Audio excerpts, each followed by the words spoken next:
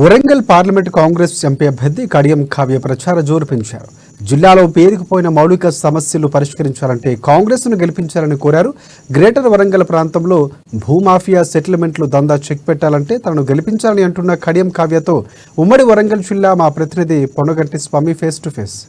Warangal parliament నియోజకవర్గంలో ఇప్పటికే MP అభ్యర్థులు ప్రధాన పార్టీలైన కాంగ్రెస్, బీఆర్ఎస్, బీజేపీ పోటీల అభ్యర్థులు అయితే చాలా హడావుడి చేస్తున్న పరిస్థితి ఉంది. మొత్తానికైతే వరంగల్ పార్లమెంట్ లో కూడా ఒక హీట్ ఎక్కుతున్న రాజకీయ పరిణామాలు ఎదురవుతున్నాయని చెప్పుకోవచ్చు. ప్రస్తుతానికైతే మనతో మాట్లాడడానికి వరంగల్ పార్లమెంట్ కాంగ్రెస్ అభ్యర్థికి డాక్టర్ కడియం కావ్య ఉన్నది. ఒకసారి రాజకీయాలు ఎట్లా ఉన్నాయి, అసలు ప్రచారం జోరుగా పెంచిన నేపథ్యం ఉంది, ఎట్లా ప్రజల ఆదరణ ఎట్లా ఉంది మేడం?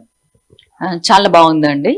మేము నియోజకవర్గ స్థాయి, మండల స్థాయి సమావేశాలు జరుపుకుంటున్నాము. అక్కడి నుంచి మన కార్యకర్తలు కానీ ప్రజలు కానీ చాలా ఉత్సాహంగా గత 3 నెలల కిందనే కదా 4 నెలలు అవుతుంది కాంగ్రెస్ ఓటేసి, మళ్ళీ కూడా కాంగ్రెస్ కి ఓటేస్తామన్న దాంతో కూడా అభిప్రాయంతో ప్రజలు ఉన్నారు.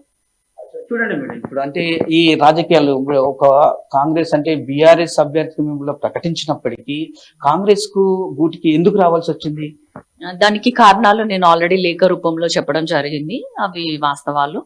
అట్లానే అది నా సైడ్ వర్షన్ అయితే మా నాన్నగారు కూడా నియోజకవర్గం అభివృద్ధి చేసుకోవాలి, ఈ 5 ఏళ్ళే నేను ఏమంటారు యాక్టివ్ పాలిటిక్స్ లో ఉంటాను కాబట్టి నా మార్క్ నేను చూపించుకోవాలి, అట్లనే కార్యకర్తలను కూడా కాపాడుకోవాల్సిన అవసరం నాకు ఎంతైనా ఉంది అన్న ఉద్దేశంతో. ఎందుకంటే మనకి అంతకుముందు 10 ఏళ్ళకు అధికారంలో కూడా మాదంతా ప్రతిపక్ష పాత్రే ఉండే, ఎందుకంటే అప్పుడు ఎమ్మెల్యే గారు మన వాళ్ళని ఎవరిని దగ్గర తీయలేదు.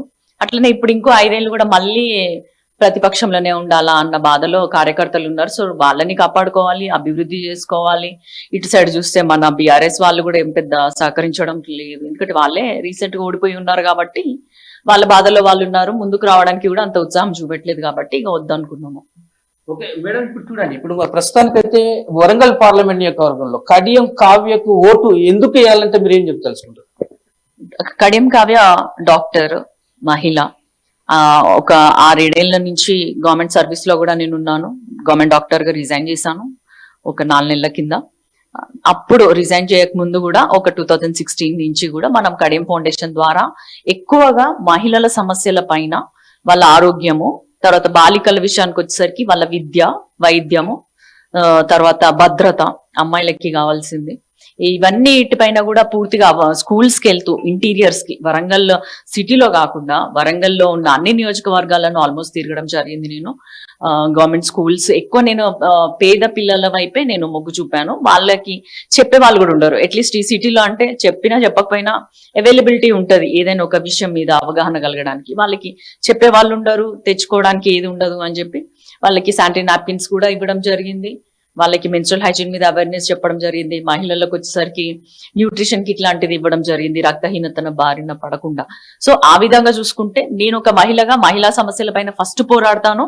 అదే విధంగా యువత, నేను ఒక యువత కేటగిరీలోనే ఉన్నాను కాబట్టి యువతకి కూడా ఒక ఉపాధి మార్గాన్ని వెతకడానికి ఖచ్చితంగా నేను ప్రయత్నిస్తాను. ఒక ఇండస్ట్రియల్ కారిడార్ చేయాలి వరంగల్ జిల్లాని, ఎందుకంటే హైదరాబాద్ తర్వాత నెక్స్ట్ ఉన్నది వరంగలే.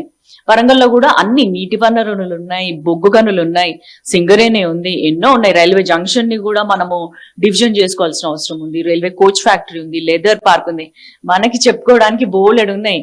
కాబట్టి అవన్నిటిని తీర్చడానికి నేను ఖచ్చితంగా ప్రయత్నిస్తాను. ప్లస్ ఖచ్చితంగా కూడా వాటిని తీర్చి నా మార్కు కూడా నేను చూపెట్టదలుచుకున్నాను. ఓకే మేడం, ఇప్పుడు కడియం శ్రీహరి కూతురుగా కడియం శ్రీహరి తనలో అంటే ఆ వారసత్వాన్ని కొనసాగుతున్న రాజకీయాల్లో అది కడియం శ్రీహరి కూడా చాలా మేధావి నుంచి అంటే గతంలో ఉప ముఖ్యమంత్రిగా చేసిన పరిస్థితి అయితే ఉంది. ఇప్పుడు ప్రస్తుతానికైతే ఇప్పుడు మీరు నాన్ లోకల్ కాదు అని చెప్పి కూడా బీజేపీ అభ్యర్థి రమేష్ ఆరోపిస్తున్న నేపథ్యం, దాన్ని ఎట్లా ఎదుర్కొంటారు? ఆ సవాల్కు మీరేం చెప్పదలుచుకున్నారు? అది పూర్తిగా వాస్తవం అండి. నేను నాన్ లోకల్ ఎక్కడ ఒక 10 రోజులు పట్టుమని ఒక 5 రోజులు కూడా నేను ఎక్కడ ఉండను. నేను పుట్టింది వరంగల్లో, పెరిగింది వరంగల్లో, చదువుకుంది వరంగల్లో, మెడిసిన్ కొన్ని రోజులు మెడిసిన్ అక్కడ హైదరాబాద్ లో చేసిన, మళ్ళా ఉద్యోగం కూడా నా అదృష్టం కొద్దీ వర్ధనపేటలో వచ్చింది. వర్ధనపేట అంటే మా తాత తండ్రుల ఊరు, పర్వతగిరి.